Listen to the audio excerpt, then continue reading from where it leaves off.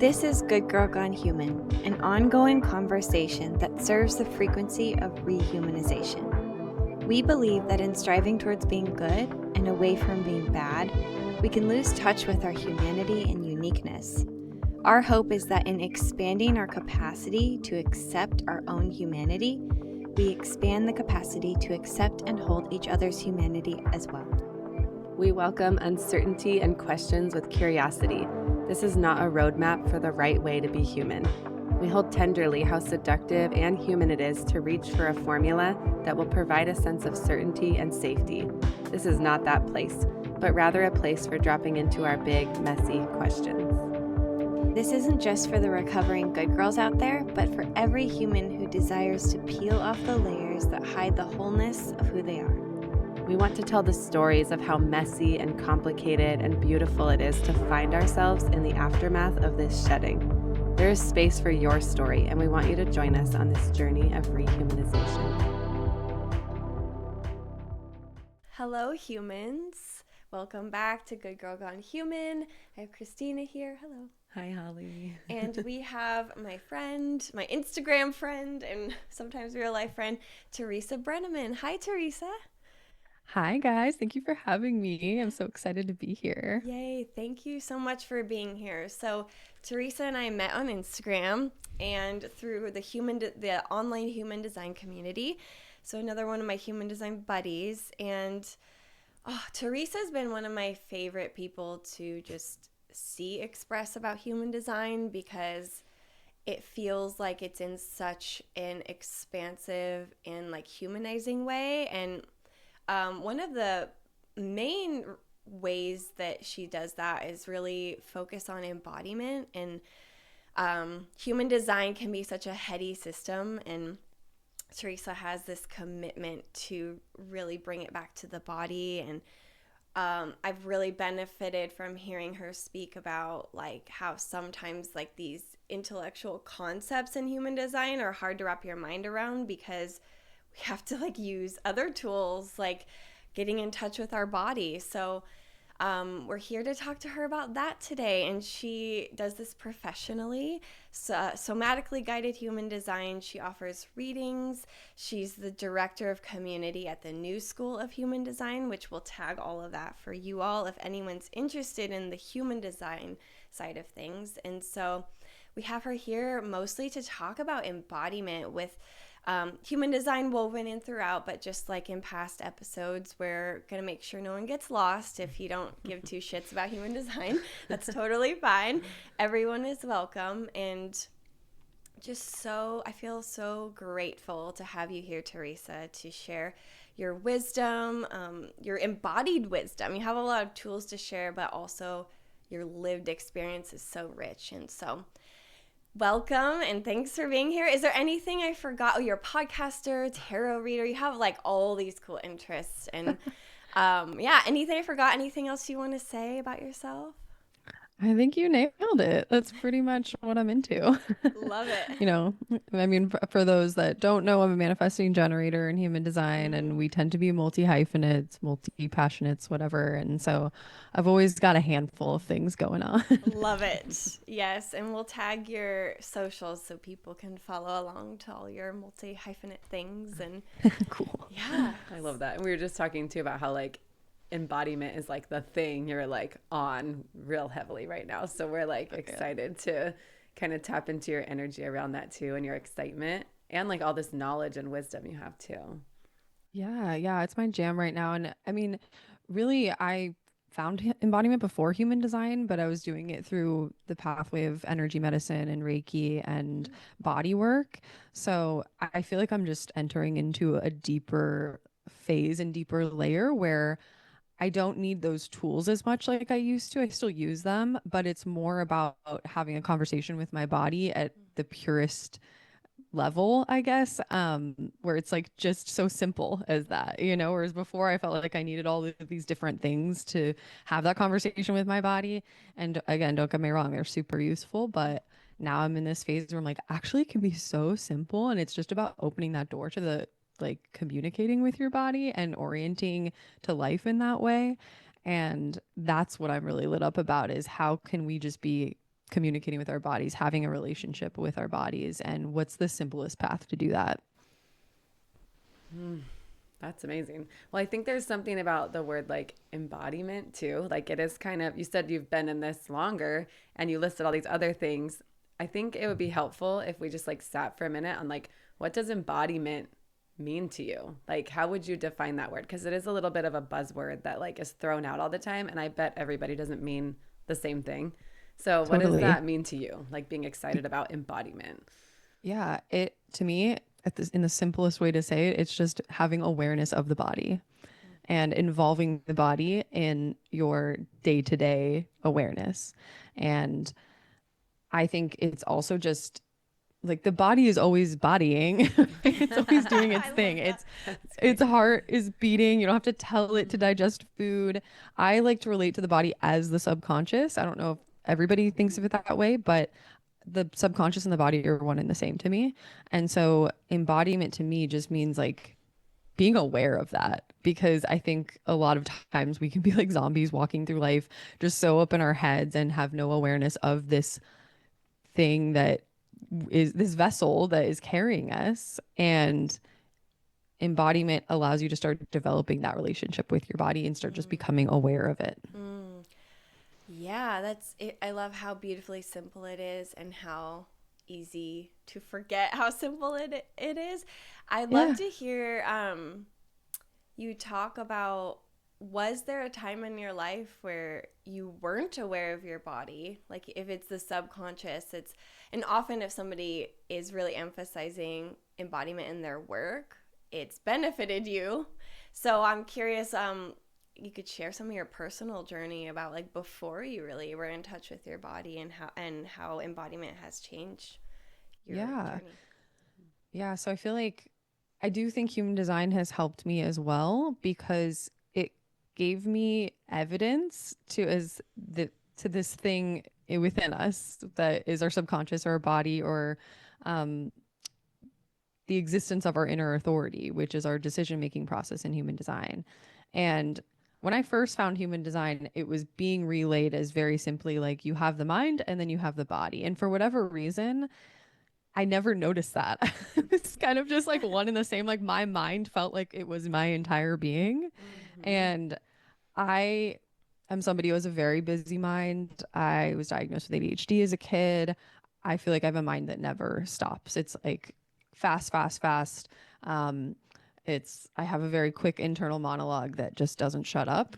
And I feel like that distracts me a lot from the present, because my mind wants to be in the past and the future and anywhere but the present.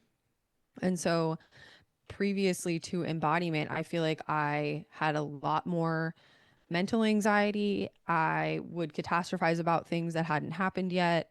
Um, and that's the place that I lived from.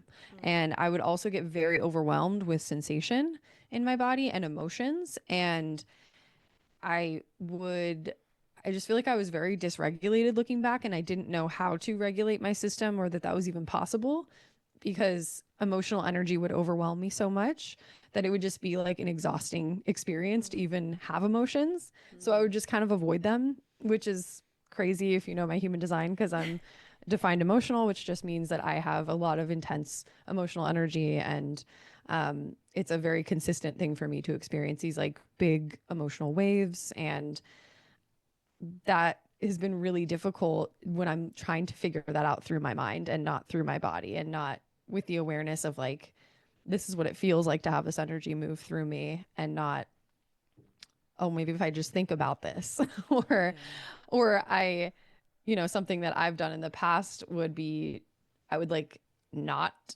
feel things and not express. And then all that energy would build up so much that then when I would cry, it would be like the deepest, biggest, most dysregulating cry of my life, because it was just so much energy that needed to be released.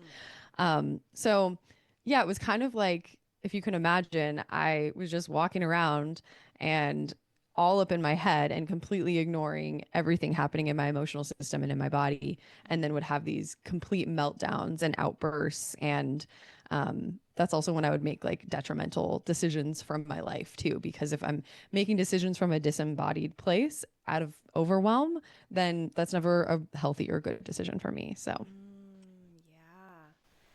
Wow. Yeah. Because I do speak that language of human design, and knowing how important emotions are as just an experience and flow of energy, and also as like data for you, that's like really big, that to realize you spent a lot of your life trying to suppress that. mhm. And I almost, like, I was picturing as you were talking, like the body, like your body as like a vessel to contain emotions. When now that you're at the place of accepting your emotions and honoring them. And I'm curious if that even feels true to you. Like, what's the difference now? Like, if it was dysregulating cries and just almost like a fear of the emotion and not knowing what to do with it, and now the acceptance of it, and how that feels in your body. Like, what's the difference now? Yeah, the difference now is huge because I'm tracking the patterns of activation and charge in my body, and I'm not afraid of my emotions. So when you're feeling a charge, and this is anybody, not just a defined emotional, all of us can probably relate to feeling a charge or an activation. It's literally just energy in the body, and that's what emotions are too. So when I'm feeling a charge, whether it be something happened to cause emotion or I'm just having emotion move through me that day for whatever reason, I can track it to like build and have a crescendo and then come down. And to me, that's what regulation is actually having access to both. It's not being calm, it's having access to that release and that crescendo and being able to observe that energy build and release and then take a break and pause and come down.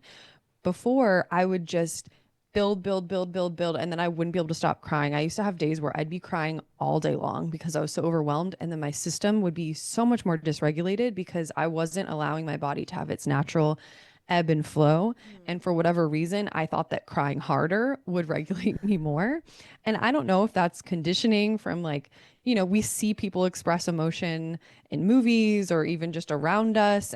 But how much are we really seeing people express from a healthy place or from a place of awareness and embodiment where they can track that and see like, oh, my body's actually telling me to take a break now. And like after you have a really big cry, and you watch children do this, it's like they'll have a big cry and then they calm down a little bit. We do that too. And I think at somewhere along the way, we learn to suppress that or, and I think truly it's the suppressing it that then makes it come out so much bigger, at least in my case. So it's a very different experience now. And I think before I knew that it was going to take so much out of me to express emotion. And I also was afraid of how it would affect the people around me because I thought it was scary to people around me. So I would just keep it to myself and then have my freaking meltdowns, my overwhelm, and feel really crappy afterwards, like not actually feel good. Whereas now with tracking the activation, actually listening to what my body needs to move through a charge, it's more like it actually feels like a wave, right? And the body will take its natural pauses and I can follow that activation versus like succumbing to it. Yeah. I think there's like such an interesting thing you brought up. My wheels in my head are spinning really fast. So I'm like, okay, let me try to like think about this. But it was about I think I lived a lot of my life dysregulated, but calm on the outside. So someone might not have said, oh, Kristina is like so dysregulated right now because I'm not crying, freaking out, like I just kind of would stay good. It's kind of a good girl thing too. Like I'm calm, so I'm fine. I'm regulated, but there was like so much suppressed anger Yep. or fear or worry. And so I'm struck by what you're saying, like that being regulated doesn't even always mean calm. Like going through No. all the feelings is more regulation. That's like, that feels really Yeah. profound to me right now. Cause I Yeah. think we would say, oh, that person, like they're so regulated, but maybe actually they're just like really suppressed. So that Thousand difference, percent. yeah, it feels really Yeah. important. To me, regulation just means having access to whatever the nervous system needs. And maybe that's crying, maybe that's heavy breathing, and maybe that's taking deep breaths. Wow. It definitely doesn't look like calm. In fact, I would say if somebody's always calm, yeah, They might be suppressing, they might be dissociating, they might be in functional freeze. And those are all, you know, ways that the body responds to trauma and activation. But if we don't communicate with the body, you know, it could be telling you, I need to cry right now. Like, I feel like a lot of people know what that feeling feels like, of trying to suppress a cry or trying to just bury a feeling or a sensation or an emotion. And what the body really is saying is, oh, you need to feel this, or I need to throw something or punch a pillow, or, you know, whatever. It's whatever the body is communicating that it needs to move that energy, to move that activation. And I think, you know, especially as women in society, we get called, you know, hysterical if we're like expressing ourselves or whatever. So we do kind of learn from a young age, like, you can't look crazy or you can't look hysterical. And, you know, especially depending on our backgrounds and different conditioning and whatnot. But yeah, I feel like I was so afraid of being called overreactive that I never wanted to show that emotion, you know, unless I like really knew the person well. And then at that point, it still wasn't coming from a regulated and aware and embodied place. It was coming from just a very activated place that where I couldn't contain it. Yeah.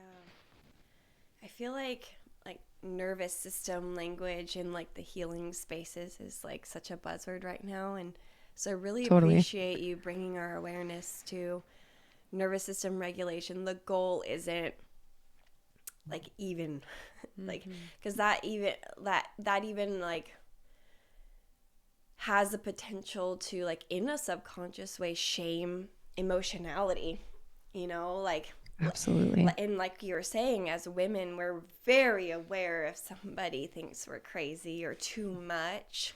And so yeah. And it's also okay to be dysregulated because it's a pendulum, right? So we're going to have dysregulation. It's okay. When we're embodied, we're aware of what the dysregulation feels like. We're being present with it. We're feeling whatever is coming up. We're feeling when our body is ready to go back to regulation. So this is by no means shaming any part of the process. It's all part of the nervous system, and it's beauty, in my opinion, is like, yeah, it gets dysregulated. It's also a signal.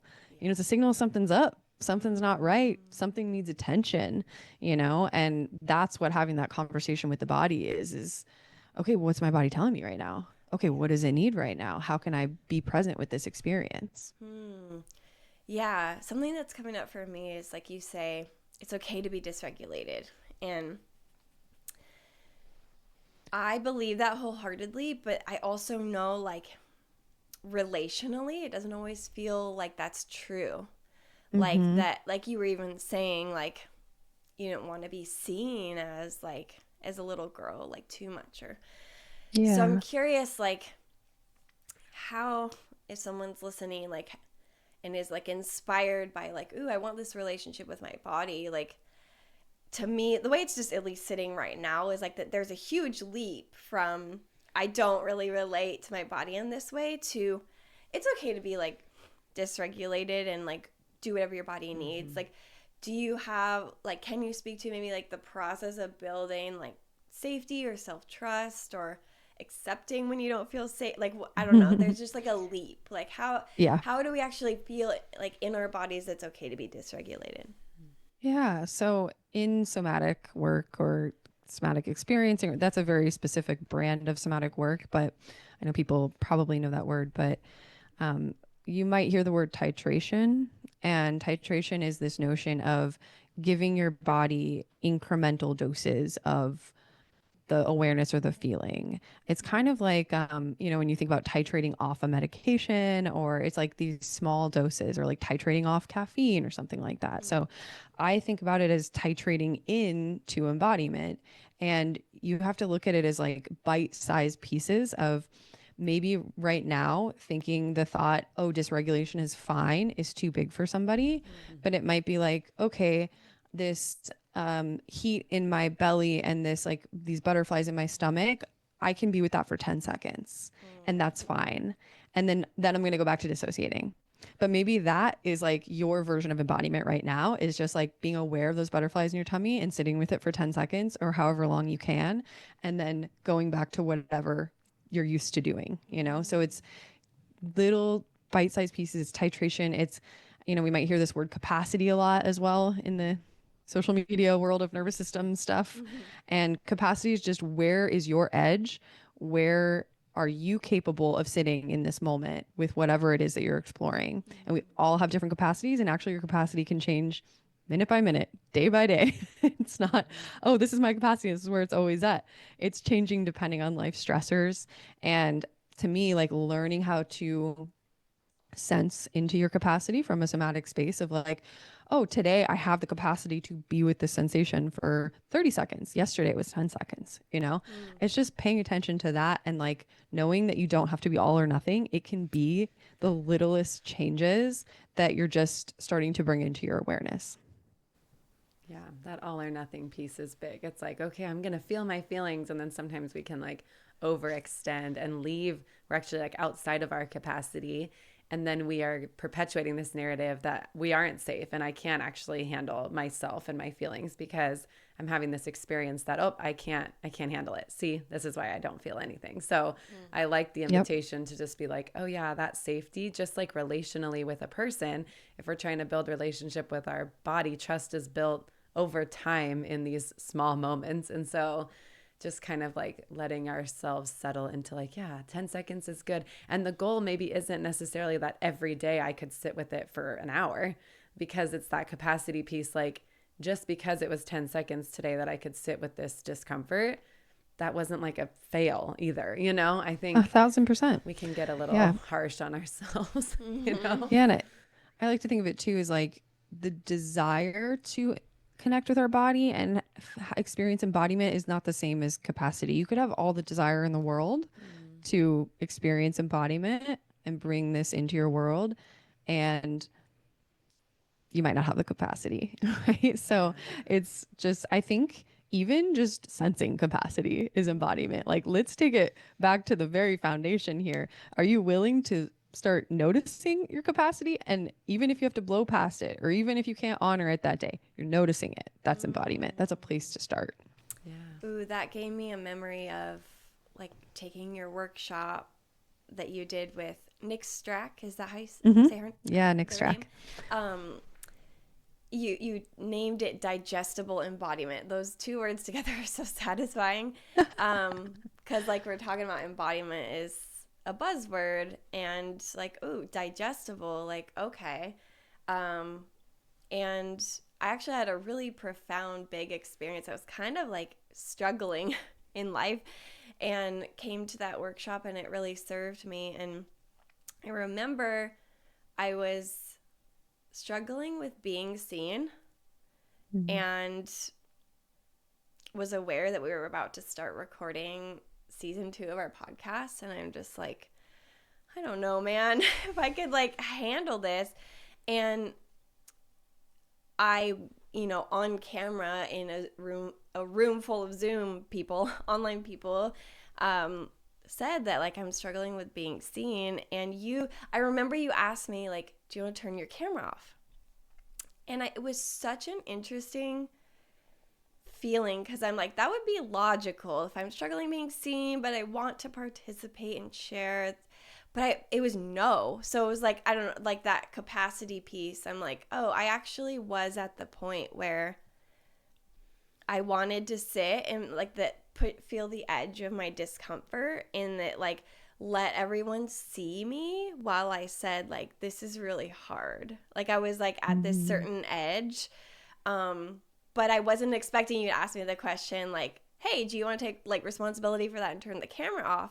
And felt a little bit silly. Like, no, I want you guys to see me struggle. It was almost like exposure therapy. But I have in the past done like this all or nothing. Like, I'm afraid of being seen, then I'm going to like be the most seen, and like then get really dysregulated. So I was like aware in that moment that I wasn't doing that.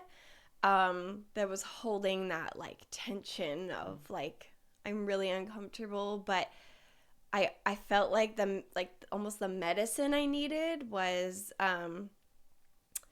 in a safe container to be witnessed, because it was contained. I wasn't just recording a podcast and people that hate me or love me could see it. Like that feels a little unhinged, but like this experience of like, this is a safe group and I want to be seen in the discomfort of being seen. But anyway, just a little personal story, I guess. And like also like the power of your work is like not doing that alone. You're offering this, that witnessing to people, because it kind of can be scary to trust your body. Yeah, really. And I loved that moment, Holly. It was so powerful because I also think sometimes we need to know that we have options in Mm-hmm. those moments because our mind will say, no, you need to be seen or Yeah. whatever, or no, you need to run away. And Mm-hmm. then you got to tune in and be like, actually, I do have the capacity. I know I have the option to turn my camera off, but I have the capacity here. And I think sometimes we just need to know that that's available to us, Yeah. you know? Mm-hmm. Totally. Yeah. Yeah. So That cool. choice and like giving ourselves choices too. Like, Hmm. okay, in this moment, I might think this is the only way I can act, and like slowing down and realizing, like, oh, the choice is mine, you know? That kind of Yeah. like inner authority is so important, you know, because I think we just go through a lot of autopilot and just think, I have to do this next Yeah. thing. And we forget that like we do have choice. So someone else offering a choice is really beautiful because it's like, oh, yeah, I can actually do that for myself too with Yeah. practice, you know? I'll never be one of those teachers that forces, I've had teachers like that before that are like, no, this is what's good for you. This is how you're going to move through this. You need to do this. And to me, that's so disempowering. And it also completely ignores your somatic experience in that moment because if you're communicating with your body, only you know where your capacity is at and what your edge is. And I thought it was so cool that Holly was able to identify that and know that for herself. But it completely takes away your power to have somebody else say, this is what you need to do. Totally. And I felt like that was like a little mini win in that moment for me as like recovering good girl. Cause I think 5 years ago, I would have not even thought and been like, oh, the leader of this workshop thinks I should turn my camera off. Done. Then I'd feel safe in the like approval I feel like I'm getting from you for taking care of myself, when really like now how I operate is like I actually can trust that, like, even though it feels a little awkward, like, no, I want to be seen right now in Mm-hmm. all of this. And so, this is feels like a perfect segue to talk about your work in human design, because like you said that there are leaders out there that have a right and wrong way to do literally whatever the tool they're offering is. Mm-hmm. And I do think, or what I witnessed from you, you can like confirm or deny that it is human design teaching that we are our own authority, and teaching us to listen and teaching us to differentiate and being okay with having our own experiences. That kind of was a really like perfect combination for teaching embodiment, Mm-hmm. because you're always going to be handing that power back to the person. And I'm curious if you could talk about, like, I know we said we were not going to get anyone lost in human design. This is such a like important part of the work, and I do want to share this tool with people. Yeah, can't talk about whatever you want with that. Yeah. So, I mean, I've been studying human design for almost 8 years now. And like I said, it's really helped me. It's helped my mind be open to my body and having this inner authority within me and being my own authority. And as somebody who's often looked for validation outside of me, it really just handed the power back to me. And it's been honestly a saving grace for me in so many different areas of my life over the last 8 years. And I think there's a huge missing piece within the system itself that's not taught in, the legacy schools, or I just really don't see it talked about much in the human design space, is the embodiment piece of this. And to me, you really can't listen to your inner authority or even really be aware of it if you're not aware of your body in some way. Yeah. And, maybe sometimes we're unconsciously listening to our inner authority and we just don't know that's what's happening. And that's totally fine too. I mean, awareness is what it's all about to me. So like embodiment, human design, all of it is just to increase our awareness.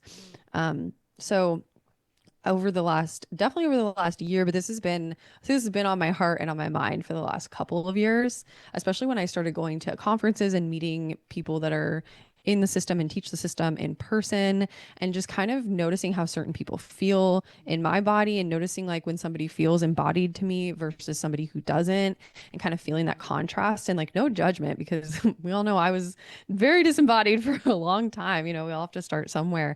But I just started clocking like, wow, human design is such a heady system. And I think it almost gives people this excuse to be in their heads more sometimes. And I think we're missing the point a little bit, that this is about the body. Like, the body is the vehicle, as we call it in human design, and the vehicle, like, this is the life for the vehicle, and our mind is really just the passenger. So why are we giving the mind so much power even within the system?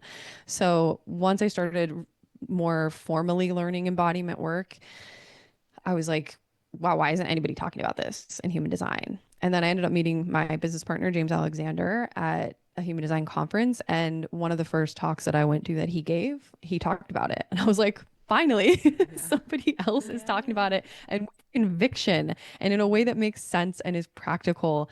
And we instantly clicked, and him and I became friends. And we've kind of just been dancing around this partnership for the last couple of years. And really the last year started working together more in depth. And he's somebody that really understands the system like at the foundation, and has such a deep knowledge of the system, and can also communicate it very well. And I love human design, but it doesn't feel like my thing to teach. Like, I love doing readings, but I love doing readings because I get to connect with people, and I get to empower them and help them connect with their body. But I don't love like teaching the nitty gritty of the system necessarily, because it feels so heady to me. It's so cerebral.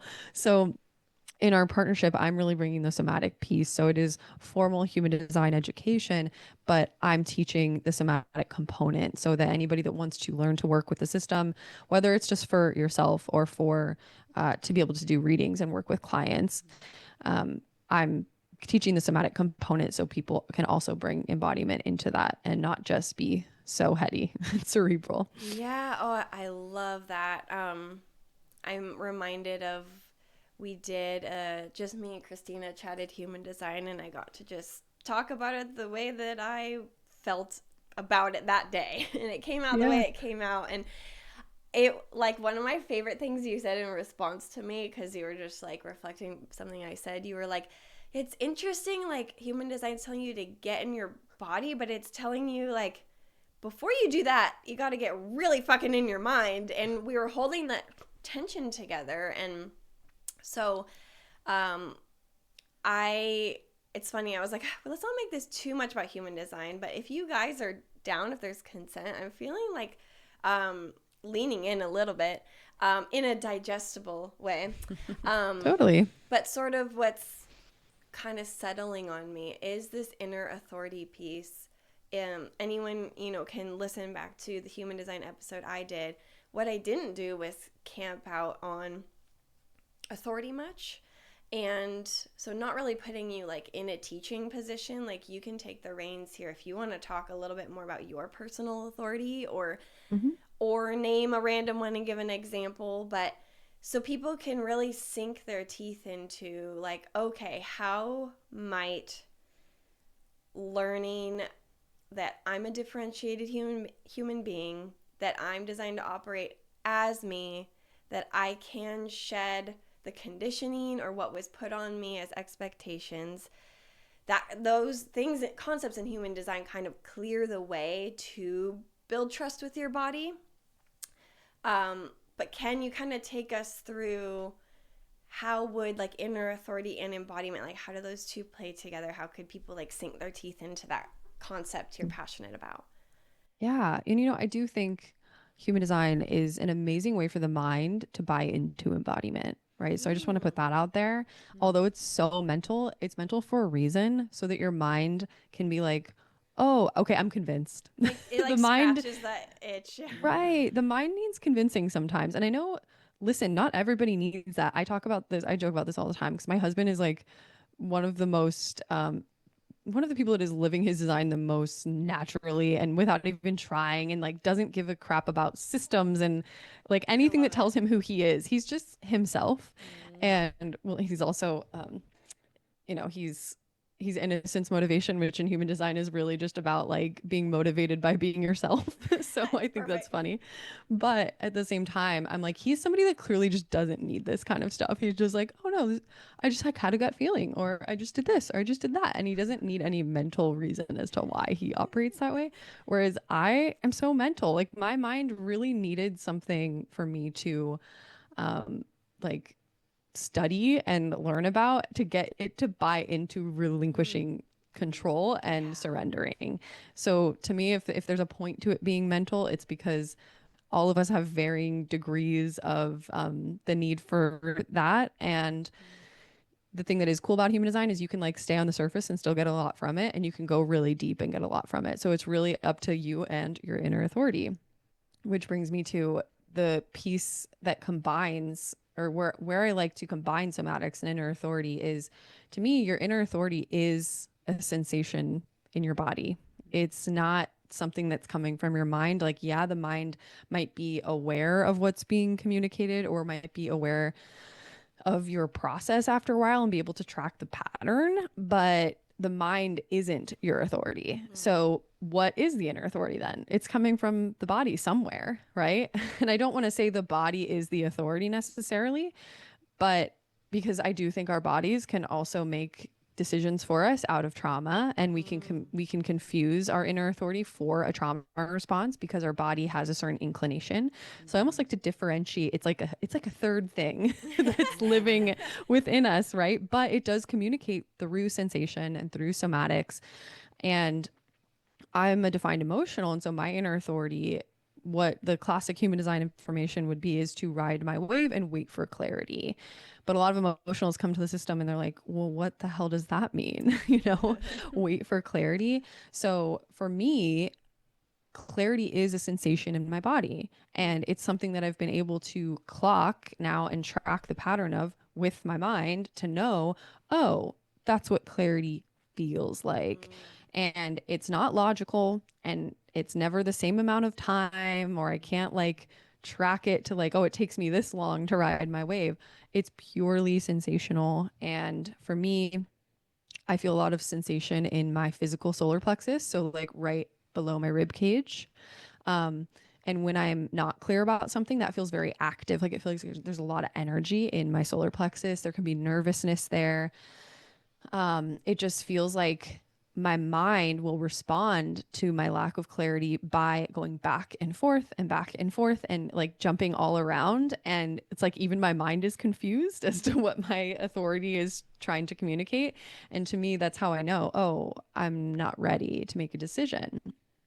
And because I've been able to track that sensation in my body, I just know now that when clarity drops in, or when this feeling of clarity resonates in my system, it's like, is this feeling of comfort, or even it's relief sometimes at making a decision, even if it's a difficult decision to make, even if it's a hard conversation, or even if it's disappointing somebody or whatever, there's still a sense of relief that comes over me. And that is a somatic feeling. I'm not just like mentally, oh, I'm relieved. It's a somatic sensation of like groundedness. And yeah, it's certain very nuanced sensations that I notice for myself. I don't want anybody to think it's going to feel exactly the same for them, because I really think that's where we have to get curious and anchor into like, what did clarity feel like for me in that moment, and just kind of start noticing that for ourselves. But if I didn't have that relationship with my body, like before I really started embodiment, but I knew human design, I'd be like, okay, I'm just going to wait a couple of days and then I'll kind of force myself to make a decision. And I didn't really know if I was even clear on something or not. It was just like, okay, I feel pressure, so I'm going to make a decision, Yeah, so that would make sense that like really like bringing that into the teaching human design is absolutely vital, because I'll speak personally, like leaving religion and finding human design, I was subconsciously looking for new rules. Yep. And so, of course, like, what a relief that you could just listen to your emotional authority. That's not my authority, but oh, I just have to wait a few days. Mm-hmm. Got it. And it still stays all up here to stay safe. And so I love that, like, the process you're suggesting is like, hey, you can like slowly, at your own pace, in your own way, bring that awareness down to figure out like what you need to feel safe enough to listen to your sensations. Because Mm-hmm.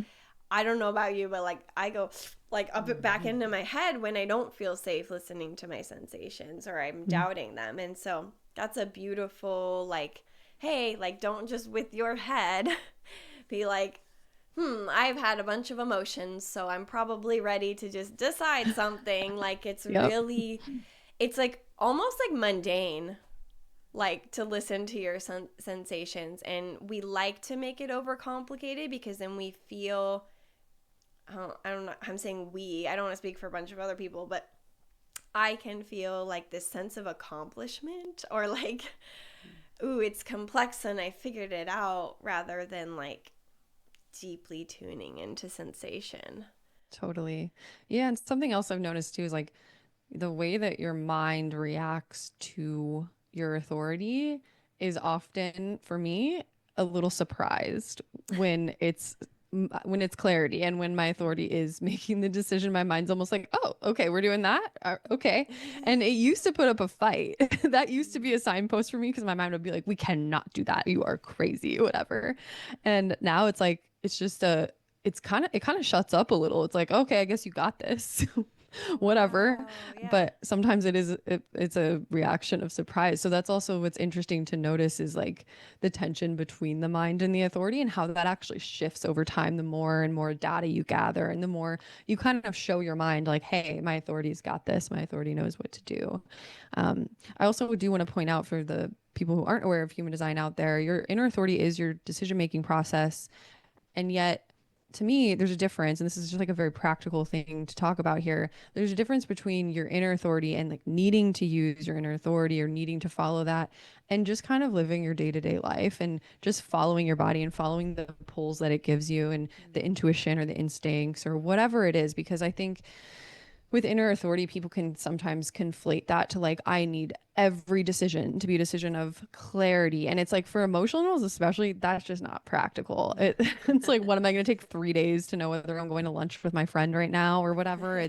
Or to decide what kind of bread to buy at the grocery store or whatever. It's like, I've kind of just learned that somatically to tune into like safety and to tune into what feels pleasant to me and what just feels right. And it's not necessarily like, oh, I had to wait for clarity for that to happen, you know? And so I think that's also a really cool thing about embodiment is you start having this relationship with your body where it's like people may have been in this position before where you're kind of trying to decide what to have for lunch, you know, and you're like, okay, this sounds good, but this sounds good. And it just you feel pulled to a certain thing and your body was probably needing some kind of nutrients that was in that, you know, but I'm not going to like ride my wave and wait to know what to eat for Sure. lunch. So Yeah.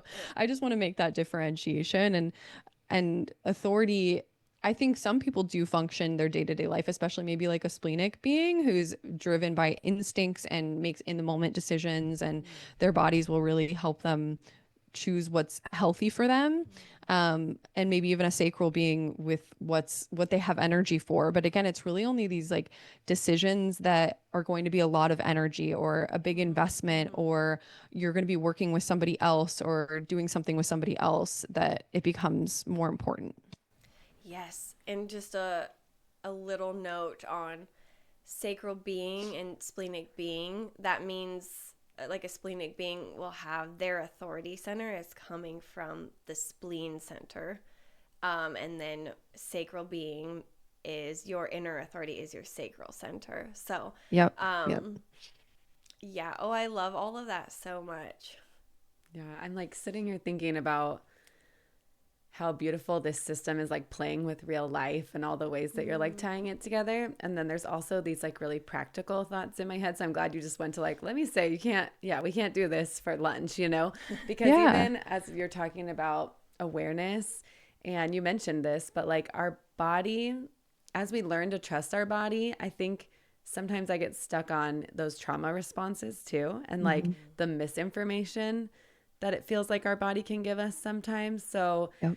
I'd love to hear you speak to just like how, even in a really practical way, how do you start to sense and become aware of sensations in your body? That might be like a really new concept to somebody. And so like even that feeling in your tummy you're talking about, like it's that like, oh, I need to wait for that. But getting in touch with even noticing that feeling in your body. Like I can remember seasons in my life where I like either was very hyper aware of sensation and like everything was bothering me and it felt crushing, like I can be really sensory, or I feel nothing. And so if we're like trying to settle into what does it feel like to become aware, like what does that process look like for you on like a really baseline level, like entering into awareness? Yeah, so I think it really is going to be dependent on the person because some people, when they first come to embodiment, they're used to being numb.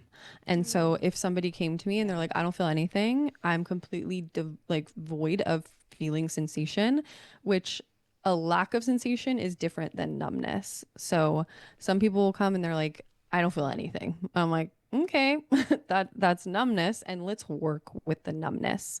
And that would be a different route than somebody that comes to me that says, I feel so much. I'm feeling everything all of the time. But a practice that I really love that we actually taught in digestible embodiment was something called pendulation, which means learning to sense multiple things happening in the body at once. And a really good place to start, if you're like, I don't know where to start with embodiment, I want to start talking to my body, is just starting to experience safety in the body. And that might be as simple as sitting in a chair and feeling the chair behind you.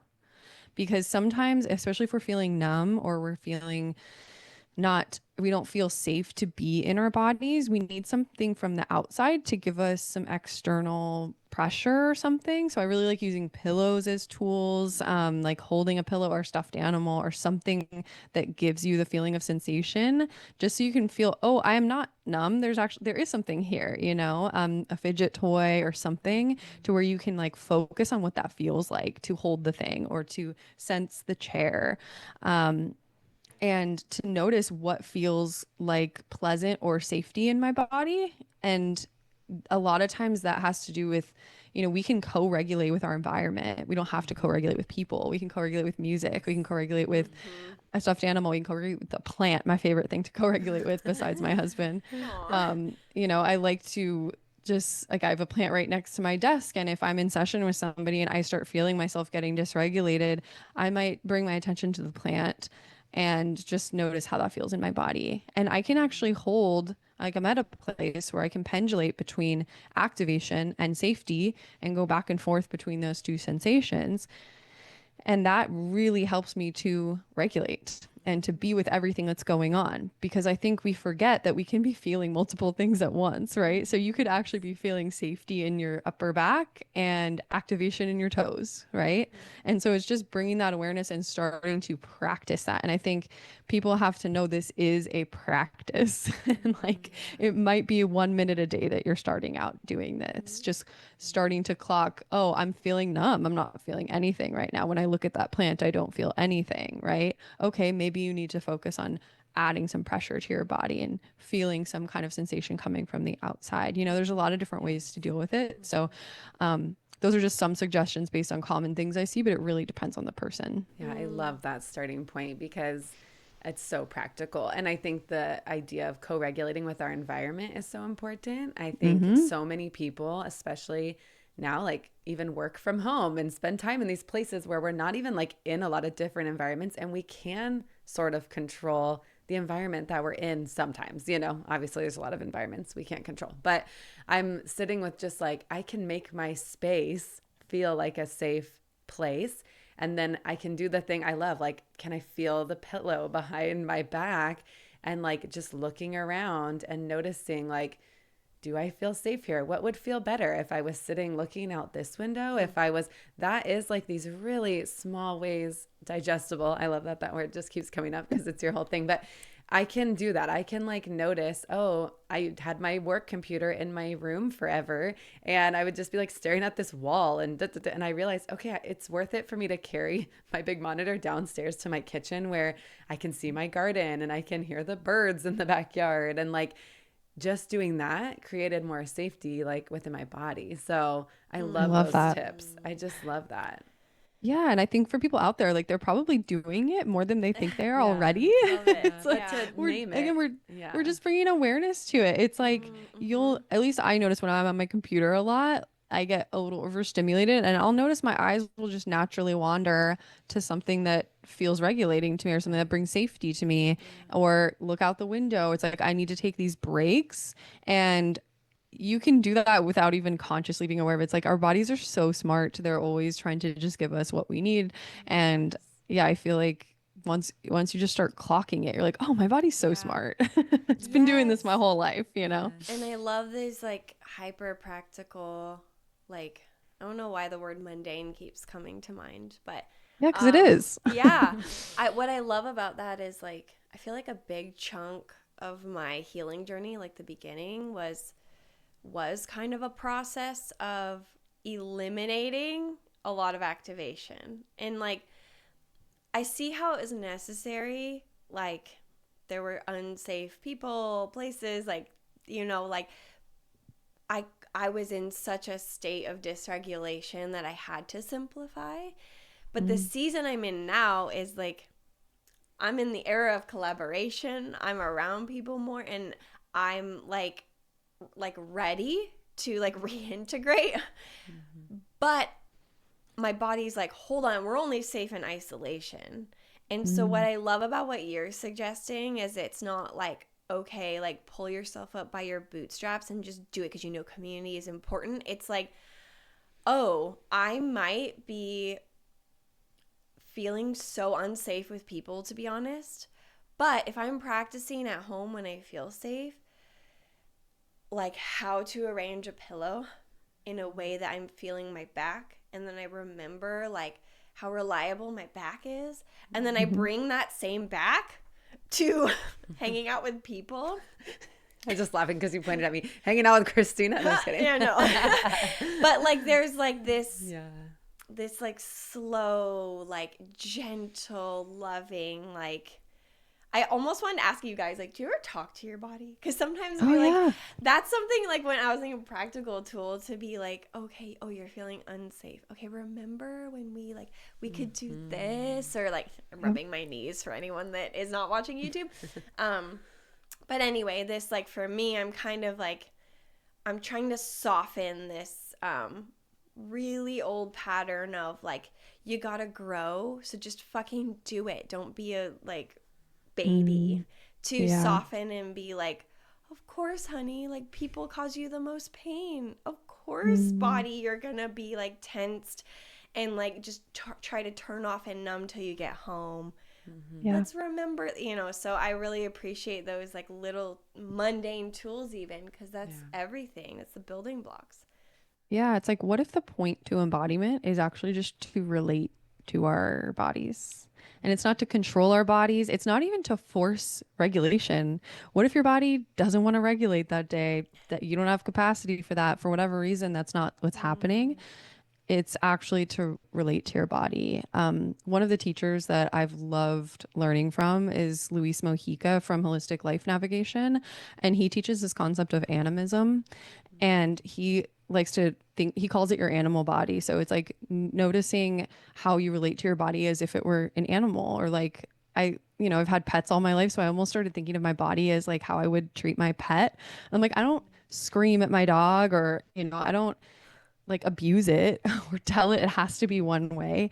And it's like, what if we were to start just looking at it as we have these two separate beings within us, right? We have our consciousness, our mind consciousness, and then we have this animal body that we're in charge of taking care of. And like you said, it's like, how can we give it more of what it's asking for? How can we give it that softness when it needs softness, or bring it to its edge when it needs that to grow?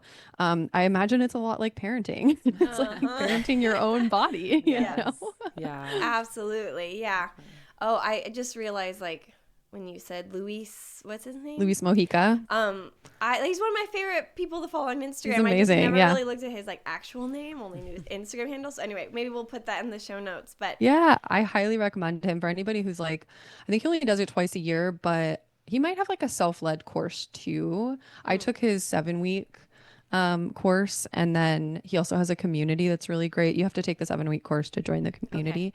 Cool. But yeah, I recommend him to beginners all the time because he's just fantastic. He's a brilliant teacher. I love that. And I love that you say it's a relationship, because that, if we think about it in that way, it's a bit confronting for me, because I'm like, I'm not always kind to my body. So like, that's not a very loving relationship. And so I love the simplicity of that, and also how that invites just the reality that it will ebb and flow. Relationships aren't like sterile and the same, and like, so that it really expands the possibility and creativity to call a relationship. Totally. It's just looking at it as another relationship in your life, and how can you treat it with love and respect?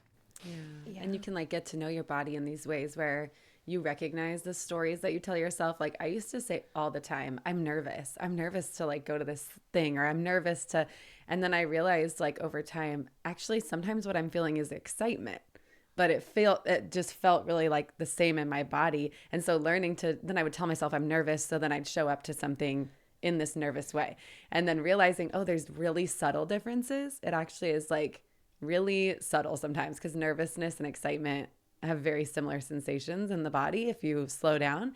And so being True. oh, am I nervous? Which is totally fine. I'm allowed to be nervous when I'm doing something new.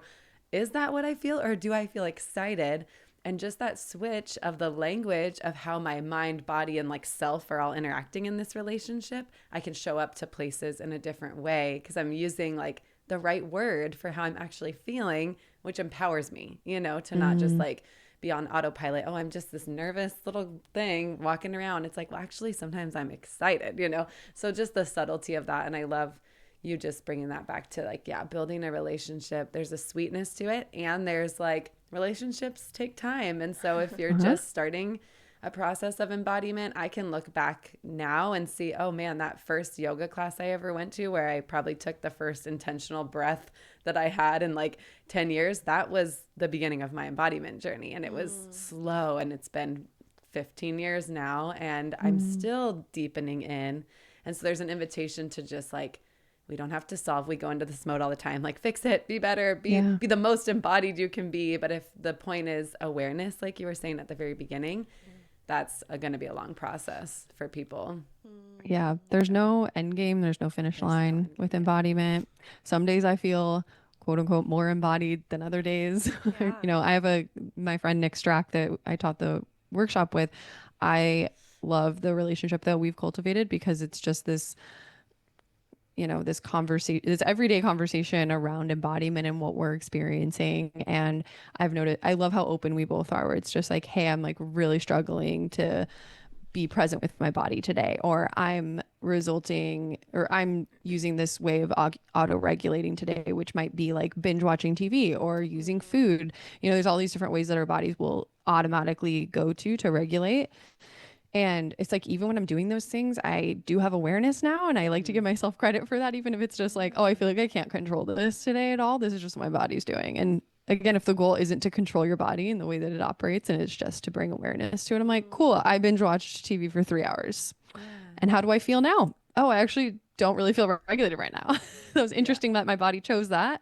Yeah. But here we are, and it's all just like an opportunity to have different ways of regulating, where it's like, if somebody has a way of auto-regulating that's, let's say, binge eating, and that's the only way that they know to regulate their system, it's like, okay, cool, that's been working for you for years because you're alive. It's kept you alive.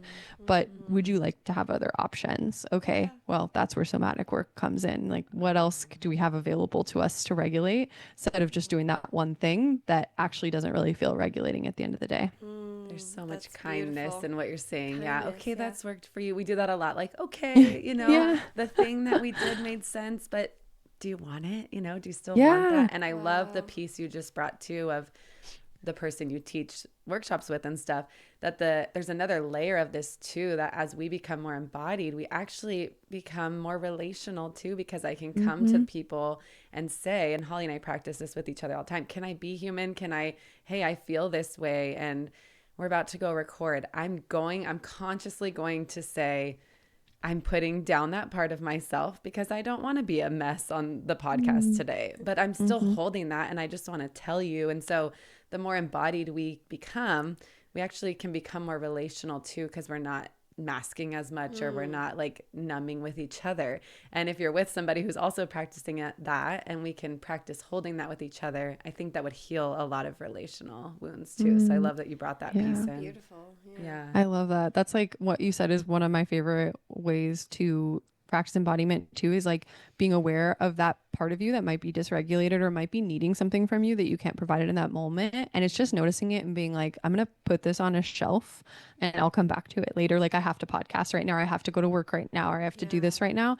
And I think that's how we build trust within our bodies too, is like my body's communicating that there's a part of me that's feeling this way, but I don't have the space to deal with that right now. So I'm going to put it on a shelf, but I'm aware of it, right? Come back to the shelf later when I'm in a quiet, safe space and I can actually be present with it. Yeah. And I love that. I come from a background of like being punished for being dysregulated. So of course I do that to myself. So I love the loving, like, it really is like maybe like a pet or a child, like, oh, I hear you and we have to do this, but like I'll be back, rather than like go sit in the corner and think about what you've done and like deem that part as like bad. It's like there's this loving, like, I work with a parts work coach. This parts work's coming up for me right now, and sometimes she'll ask me at the end of the session, like, hey, there was this part of you that showed up at the beginning, and I think it showed up because it wanted attention, but then we went here. So can we actually, like, before we get off the call, like, talk to that part and like thank it for showing up, and like maybe can you like make a commitment for like let it know when you can tend to it. And I would just be like, you can like relate to yourself that way. Like it's been really expansive, and there's often so many parts of us that just like want to feel welcome into the wholeness of who we are. And that's what we're experimenting with doing here. Like, can we embrace all of our humanity, or do we need to cut parts off of ourselves? So loving the like embodiment piece to that of like, oh, I like forgot I had a body. Like let's remember together. Yep. Yeah. I forgot that we bonded over parts work. I mean, I've been doing parts work for like 6 years. I feel like it's something that was another precursor to embodiment for me. And the teacher that I learned from actually taught some somatic work. I just didn't know that's what it was because he didn't call it that. He was just like, okay, and now we'll feel the sensation and and parts work is I think it's a really good tool for those of us that are really mental too, because it like allows you to access these different parts of you mentally, and then you can start to bring the body into it when you feel ready. But sometimes you need to, like, it's like human design, right? Sometimes you need to look at the mental things first before you can feel safe to do the embodiment piece. And you know, sometimes people find embodiment first and then the mental stuff comes later. It's just different for everybody, but I absolutely love parts work, and it's such a helpful way for me to orient to and even relate to my body in a deeper level. Yeah. I love that you brought that in, because like I love human design. I know you love human design too, but the reality is like we're all so unique. We're all going to need different tools and different things in different seasons, and there's truly not one right way. But wow, look at all these beautiful tools we have to play with. And speaking of play, as we're sort of like wrapping up a little bit here, but I had this brand new baby thought that apparently I'm going to talk about right now. But as we're talking and I'm feeling into sometimes how it feels is like the seriousness of healing and like embodiment as like, I don't know, all of these tools sometimes feel really serious for me, and I could be a very serious person. As something opened up for me as you're talking about like a pet, or even like lovingly like communicating with your plant, or like a child, like I think sometimes I like get myself in this healing corner because it's like so serious, and I have this new thought that I'm going to let kind of like expand of like, what does my body want to do that's playful? Like sometimes I could be so like, okay, there's dysregulation and there's regulation, and it's okay to be dysregulated. And then it's like, oh my God, what about like fun. Mm-hmm. Like, what does my body want to like do? Like, if it is this like animal that needs to like stretch and play, and like also pleasure, like we're coming from this like religious background that like waged war on pleasure. Well, that's just my story, but Yes. it's like, you know, integrating that like pleasure is a part of embodiment too. And I guess I just wanted to bring that here, even for like myself, of like, it maybe doesn't always have to be that serious to like perfectly use our tools to be embodied, and then we can enjoy. It's like, what if actually putting the tools down and like dancing is like the embodiment? That's your thing. I'm like, Holly wants to dance. Let's go. That's We'll a see. beautiful way to embody or Microdose to practice dancing. embodiment. Yeah. I think the piece that we don't often talk about, because we are often centering healing. So I love that you brought this to our attention, is pleasure. And some people don't feel safe to feel pleasure. Like somebody who's gone through what you've gone through, Holly, maybe that's been a whole journey to be like, oh, it's actually okay to feel pleasure, and it's actually okay to like go towards my desires and feel what that feels like to have it feel good in my body. And you know, that can be a whole journey. But yeah, I think learning embodiment has like opened up this whole other world for me now, where I'm like, I do things just for the pleasure of it, or I do things just because it feels good. And I've like been learning to experiment with what my body likes and what feels good for it. And it really opens up just like so many doors, as you can imagine, to like different avenues of like experiencing pleasure and joy in different ways. Yeah. And it can be so simple. It's like because I'm so sensory too, the pleasure piece was literally like, oh, I don't even like the way this shirt feels on my body. And so I don't have to wear it anymore. I'm not going to buy things that I don't literally like the way it feels. I'm not going to wear pants that make me uncomfortable. Like I'm not going to, those are like little micro revolts against, you know, the things that we've had, just to like our little rebellions, you know, like, no, I'm not going to wear clothes that don't feel good. That's like a really small way to play with pleasure when it is like a big word and can feel really daunting coming from deep purity culture. It's like, okay, maybe I'm not going to get into some of the other things that our brains go to with pleasure, but I can start with like how material feels on my body, or, you know, just leaning into some of that. So digestible, you know? And it really invites you to slow down and be present. And even for 10 seconds, be like, oh, I love the way this shirt feels, and just kind of sink into that feeling. You know, that's something that I really love about embodiment, is like, our world is so fast. We live in such a fast-paced world. And it's like that saying, stop and smell the roses. Like, when do we just take the time to stop and feel a bit of joy or pleasure just for the sake of it, and not to be productive, or not to heal something, or not to learn something? And you can do that just by feeling the shirt on your back, the sun, the breeze, this like being at the beach and just like literally using my hands to like feel the sand and do what kids do, where they're just like picking it up and letting it fall. And I love the idea of the fast pace versus slowness too, because I think a lot of embodiment does require a sense of slowness and like margin, and like creating margin in your life to be able to even take the thought, oh, I can't deal with this right now, but I will. Well, do I have margin and time in my life and schedule to actually go back there, or to sit with the feeling? There is a necessity of slowness. And so I'm really glad you brought that piece in, because if we're just like hustling through, I'm probably not going to feel the subtle difference or the subtle shift in my back or my toes, or my fingers are tingling, or my neck's feeling tired. That takes a little bit of ease and slowness, you know? Absolutely. Yeah. Well, thank you. Oh my gosh. I'm like, we're just going to keep I know, we could talk about it for like 2 more hours. So I will say, as we wrap up here, if you are one of those people, I've never heard someone describe human design in this way. I love it forever. If you need to get your mind on board with your body, like human design really offers this way to intellectualize and like ease into and put language to. We talk a lot about how like shared language is so connecting. And so I have sat with Teresa in learning spaces, with James as well. The way that man's mind works is it's a whole other level. Incredible. Sometimes I have to microdose James, because he's like, it's so like no BS, like really brilliantly thoughtfully presented, taught information. And then if you can imagine that type of energy paired with all the energy you heard from Teresa on this episode, really grounding us back into our body and inviting that integration. If that's just something like that's lighting you up after hearing this, like you could find we'll post all her stuff in our stuff. Her stuff will be in our stuff. You can get the stuff.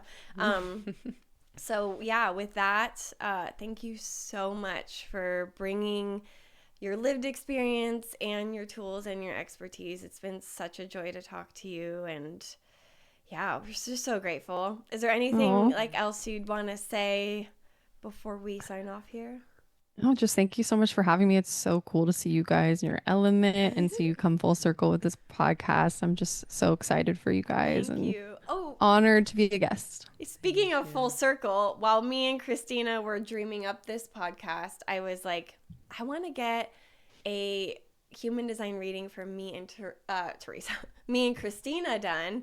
And you were like top of mind. I was like, I feel like Teresa could hold this well. She is a podcaster with other people as well. So I knew she would know what we step into. So we have like this really sweet memory of her reading our charts and talking about like our strengths and like things to look out for in our partnership. And so that's fun. So it's really fun to have you here. Yeah. So fun to have you here. So thank you for everything that you do. It's a joy to talk to you. And we'd love to remind you and everyone listening that you are an absolute badass and the most fragile thing. So treat yourself as both. Bye. Thank you. Thanks, Thank Teresa. you.